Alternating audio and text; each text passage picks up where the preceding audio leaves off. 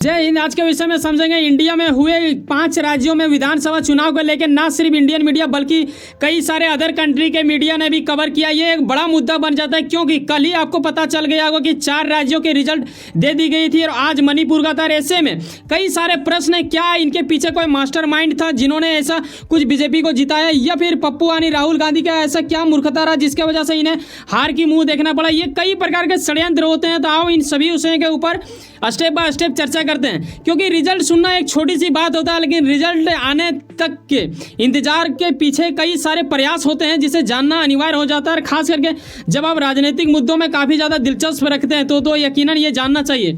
यहाँ आपको मैं यह भी बता दूं कि जिस चीज़ का हम बात कर रहे हैं चुनाव का, उसे कंट्रोल करने वाला ECI यानी भारत निर्वाचन आयोग होता है, जिसे आप चुनाव आयोग के नाम से भी जानते हैं। भारतीय चुनाव आयोग, इनकी स्थापना की गई थी 25 जनवरी 1950 में। ये सब नॉलेज भी होना चाहिए ताकि आपको बाकी सब्जेक्ट में भी समझने में काफ़ी बेहद तक अच्छा लगे।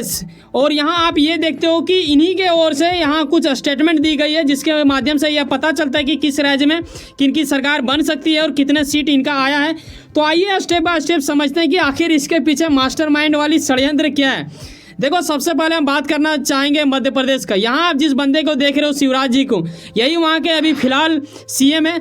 लेकिन अचानक क्या होता है कि जिस बंदे को चुनाव लड़ना है वही बंदे का तस्वीर क्यों कम नज़र आने लगता है।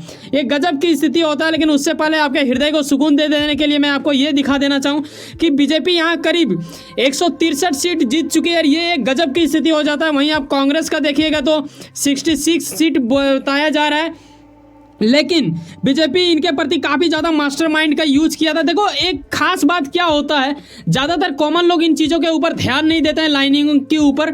लेकिन आपको समझना चाहिए कि इमोशनल इंटेलिजेंस नाम का भी कोई चीज़ होता है जिसका बेहद हद तक प्रयोग करता है नेता लोग। हालांकि ये मैं क्लेम नहीं कर रहा हूँ कि इन्होंने प्रयोग ही किया होगा, लेकिन अगर आपको आता है तो प्रयोग करना चाहिए। इसमें गलत क्या है अगर कोई व्यक्ति अपनी बातों को अच्छा तरीका से रखने के लिए किसी चीज़ का उपयोग करता है। यहाँ आप देखो, पोस्टर लाइनिंग जो इन लोग को दिया गया था, तो MP के मन में आनी, MP हो गया आपका मध्य प्रदेश के मन में मोदी और मोदी के मन में MP, ऐसा कुछ नाराबाजी दिया गया था। चलो यहाँ तक ठीक था, होता है, कई नेता अपने कुछ न कुछ नारा देता है। लेकिन इसके अलावा जो कुछ खास बात होता है ये होता है कि सिर्फ इन 5 राज्यों को जिताने के लिए ना 108 रैली रोड शो की गई थी, जिसमें से अमित शाह और PM मोदी का बहुत बड़ा योगदान रहा। और यही परिणाम है जो कि आज देखने को मिल रहा है। अगर मध्य प्रदेश की बात करें ना, तो वहाँ के जो CM हैं वो करीब 18 साल अपना मतलब एक तरह से रहे, तो ये कहीं ना कहीं हलचल मचा देता है। 18 साल आप किसी एक फेस को देखोगे तो थोड़ा कुछ ना कुछ तो लगता है। और कई लोग इनके विरोध में भी खड़ा थे, ऐसा नहीं है कि इनके विरोध में खड़ा नहीं था। लेकिन यहीं पर सबसे बड़ा, अगर बीजेपी ने सबसे इन 5 राज्यों में ज़्यादा ध्यान दिया था तो वो मध्य प्रदेश में दिया था। कैसे दिया था, इसे एक एग्जाम्पल के माध्यम से मैं आपको समझाना चाहूँगा। देखो, मान लो यहाँ जो एक स्टूडेंट आप देख रहे हो येलो कलर का टी-शर्ट में, ये कांग्रेस का है, और ऐसे में यहाँ जो इसे आप देख रहे हो ये मान लो कि बीजेपी का है।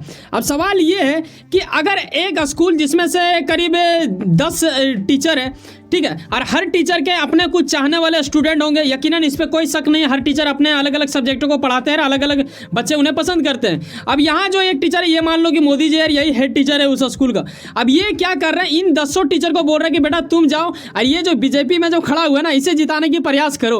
अब अगर टीचर ही अपने स्टूडेंटों को प्रमोट करने लगे और वहाँ पे बाकी जो ये सब स्टूडेंट दिख रहा है यही लोग उन्हें वोट देंगे, तो क्या लगता है कि ये स्टूडेंट का जीतने का संभावना कई गुना बढ़ नहीं जाएगा? बिल्कुल ऐसा ही किया गया। यहाँ आप देख रहे हो ये तस्वीर जो प्रचार की गई थी ना मध्य प्रदेश में, इसमें जो CM वहाँ पे ये है उनका ही तस्वीर सबसे पीछे रखा गया, क्योंकि ये 18 साल लगभग वहाँ पे ये बिता चुके हैं। ऐसे में कई सारे लोग इनके विरोध में खड़ा हो सकते थे। ऐसे में PM मोदी फ्रंट चेहरा बन के आते हैं और कहीं ना कहीं इस चीज़ को पूरा तरह से महसूस करवा दिया जाता है वहाँ के लोगों को कि भाई साहब ये चुनाव जो हो रहा है ना, इसमें मोदी वर्सेस बाकी वहाँ के जो चुनाव में खड़ा हुए हैं उनका हो रहा है। अब बताओ, इतना बड़ा दिग्गज लोग, मतलब आपका जो हेड टीचर है वही आ जाए बाकी बच्चों के साथ कि हाँ भाई साहब आपका जो एक स्टूडेंट है वो हम ही से लड़ रहा है, तो बाकी टीचर अगर उनके सहयोग में आ जाएगा तो कौन जीतेगा? यकीनन वही जीतेगा। उसी प्रकार यहाँ पे इन्होंने कई सारे ऐसे यहाँ पे व्यक्ति का तस्वीर लगा हुआ है जो कि मौजूदा स्थिति में सांसद है, और इन लोगों को सामने करके कहीं ना कहीं इन चीज़ों को काफ़ी गहरा पूर्वक असर देते हुए इन्हें जीत हासिल करवाया जाता है। और ये एक गजब की स्थिति हो जाता है, वहाँ के लोगों को ये महसूस होने लगता है क्योंकि ये सिर्फ एक मोदी के लहर में जीत गया है। ऐसा कई सारे दिग्गज लोग अनुमान लगाते हैं जो इन सब्जेक्टों के ऊपर महारत हासिल किए हुए हैं, ऐसा सूत्रों के अनुसार पता चलता है। और यहाँ इस पोस्टर के भी माध्यम से आप देख सकते हो कि मोदी की गारंटी चलता है, क्योंकि इन्होंने भी कई चीज़ों को गारंटी दिया है। अच्छा, मैं आपको ये भी स्पष्ट करा दूँ, इस वीडियो में ये कवर नहीं हो पाएगा, मैं एक नेक्स्ट वीडियो में आपको बताऊंगा कि जिस प्रकार इस बार चुनाव में ये 5 राज्यों में षड्यंत्र चला गया है, फ्री किया गया चीज़ों को, बहुत सारा अलग अलग चीज़ों को, इसके प्रति एक नया वीडियो बनाऊंगा जिससे ना सिर्फ हमारे देश के लिए बल्कि विदेश भी हमारे देश के नीति के साथ क्या नीति बदल जाएगी ये भी जानने वाली बात होगा। तो वो किसी अलग वीडियो में समझेंगे। लेकिन फिलहाल यहाँ आप देखते हो कि मध्य प्रदेश की अगर हम बात करें परसेंटेज के अनुसार तो 48% सिर्फ बीजेपी के अंतर्गत आया है, जो कि एक काबिल तारीफ योग्य होता है। आते हैं नेक्स्ट स्टेप में, यहाँ बात करेंगे मणिपुर, जो कि आज ही ये चल रहा है। लेकिन मणिपुर का अगर मैं बात करूं तो यहाँ पे बीजेपी का उतना कुछ लग नहीं रहा था, क्योंकि ये लोग शुरुआत से ही बम कहते थे, क्योंकि उसी टाइम जो वहाँ पे मौजूदा स्थिति में सीएम है उसे इस्तीफा देने की बात की जा रही थी। यहाँ पे आप देख सकते हो कि 3 ही सीट है, और यहाँ पे कांग्रेस जो इन्होंने इतना कुछ किया लेकिन इसका भी मतलब कुछ हुआ नहीं।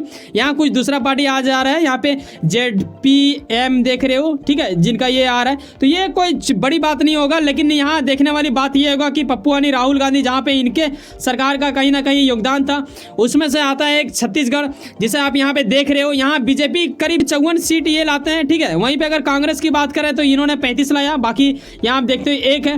लेकिन आपको याद होगा कि ये मुद्दा ना काफ़ी ज़्यादा चर्चा में था। क्यों चर्चा में था? इन्हें आप जानते हो, इन्हें वहाँ लोकल लोग कहते हैं, काका के नाम से बोलते हैं। इनका नाम भूपेश जी है।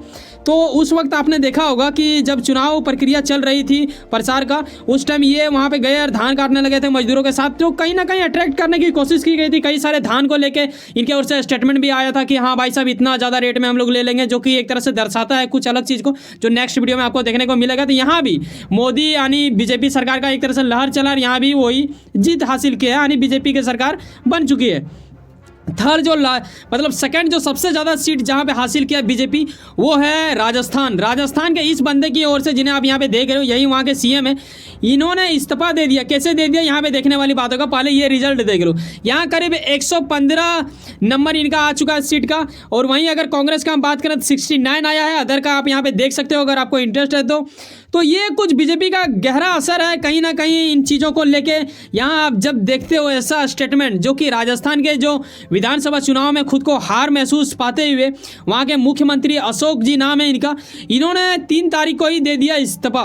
अब ये हालांकि उतना जल्दी करना अनिवार्य था या नहीं था वो अलग बात है, लेकिन कहीं ना कहीं इन्होंने सौंप दिया है इस्तीफा, तो ये भी एक अद्भुत चीज़ था। हालांकि कई सारे सूत्रों के अनुसार यह भी पता चलता है कि बीजेपी ने बखूबी राम मंदिर को लेकर काफ़ी ज़्यादा लोगों को अट्रैक्ट किया है। इसके पीछे और कई सारे षड्यंत्र हैं। और आपको पता होगा ना कि विपक्ष दल के कुछ ऐसे नेता रहे जिन्होंने डेंगू मलेरिया से तुलना कर दिया था सनातन धर्म को। तो कहीं ना कहीं इन चीज़ों को जब आप मुद्दा उठाइएगा तो यकीनन कई सारे लोगों को ये पसंद आता है, और इन लोगों का जो पोस्टर प्रचार था उन चीज़ों में भी एक तरह से इन चीज़ों को दर्शाने की जद्दोजहद प्रयास किया गया था। लेकिन यहाँ भी राजस्थान में भी 115 सीटों के साथ ये बहुमत तरीके से जीत चुके हैं, तो ये एक गजब की योग्यता वाली बात हो जाता है। यहाँ आप 41% के साथ इनका जीत को महसूस कर सकते हो, जो कि काबिल तारीफ योग्य होता है। हालांकि एक जिस तरह आप देखते हो कि यूपी में एक सीएम बने हैं, ठीक है, आदित्य योगीनाथ जी को आप जानते होंगे, उसी प्रकार यहाँ एक योगी जी का नाम आ रहा है जिनका नाम बालकनाथ बताया जा रहा है। शायद ये बन सके, ऐसा कुछ सूत्रों के अनुसार पता चला, जो कि नहीं भी हो सकता है। सबसे खास वाली बात ये होगा वीडियो के अंत में, जो 5वां राज्य हम बताने जा रहे हैं वो ये कि तेलंगाना, ठीक है, ये एक ऐसा राज्य जिसमें कांग्रेस का बहुत बड़ा योगदान था। अब आपके मन में सवाल आएगा कि ऐसा कैसा योगदान था, आखिर उन्होंने ऐसा क्या किया था। देखो, ये वहाँ के अभी मौजूदा सीएम है, ठीक है, हालांकि इनकी सीट अभी पूरा तरह से बचा नहीं, तो ये फिलहाल अटकता नजर आ रहा है। लेकिन यहाँ आप ये देखो कि बीजेपी का यहाँ पे मुंहतोड़ जवाब दे दिया गया। हालांकि यहाँ पे बीजेपी हार चुकी है पूर्ण रूप से। यहाँ आप देखते हो कि मात्र इन्होंने 13% ही वोट ले पाए, तो ये कहीं ना कहीं इनका दिखाता है कि यहाँ इनका उस तरह नहीं चल पाया। लेकिन यहाँ ये देख लो कि आखिर किसका सबसे ज़्यादा सीट आया है। तो यहाँ पे कांग्रेस ने 64 सीट लाया है, जो कि काफ़ी ज़्यादा अच्छा है। और देखो, कांग्रेस को यहाँ ना पहले से ही सरकार होना चाहिए, क्योंकि आपको यह भी याद में दिला देना चाहूँगा कि तेलंगाना जो राज्य बना, इसमें राज्य बनने में काफ़ी बड़ा योगदान था कांग्रेस का। लेकिन यहाँ पे BRS की सरकार बन जाती है, इनका सरकार, जिन्होंने इस चीज़ का मांग उठाया था। एक था मांग उठाने वाला और एक था मांग पूरा करने वालों में से। तो मांग मांग पूरा करने वालों में से बीजेपी सरकार तो बीच में था ही नहीं, इसमें कहीं वो दूर से मतलब एक तरह से था सहयोग, लेकिन उस प्रकार का नहीं।